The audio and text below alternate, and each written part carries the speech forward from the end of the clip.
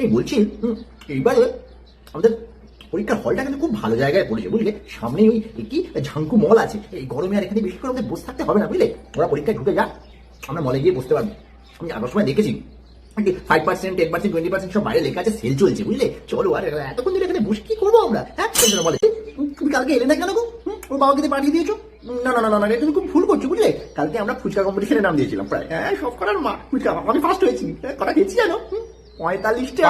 ওই দেখো ওই দেখো বুবলি বুবলি, ওই দেখো বুল্লুর মা বাবা ভিডিও বানাচ্ছে, ভিডিও ও নাকি অনেক টাকা ইনকাম করে গো ভিডিও করে, হ্যাঁ ওর তো কোনো কাজ নেই বাড়িতে, ওর বাবা বিশাল, ওর কাজের লোক 4টে না 5টা বুঝলে, কোনো কাজ নেই, ও সারাক্ষণ ভিডিও করছে, গাইস আমি দেখো আমি আজকে রান্না করলাম, মাকার ডাম বকার ডাম কিছু রান্না করে না, আগের বউটা করে দেয়, ওই দেখাই বলে আমি করেছি। এই তুমি আজকে কটা শাড়ি কিনলে? একটা কিনলে কেন গো? এতগুলো অফার চলছিল, তুমি তো 3টে শাড়ি কিনেছো। মুলটা খাও, ঝালমুটা খাও, ও দারুণ কাকিমা, তোমাকে তো অনুরিমা ডাকছে। আরে তুই অনুরিমাকে বল তোদের সাথে একটু গল্প করতে, তোরা তো কিছু বোঝে না, এটা না কিছু বোঝে না বুঝলে। শোন, বোর্ডের এক্সাম মানে শুধুমাত্র স্টুডেন্টদের এক্সাম নয়, না না না না, স্টুডেন্টদের মায়েদের মিলন মেলা।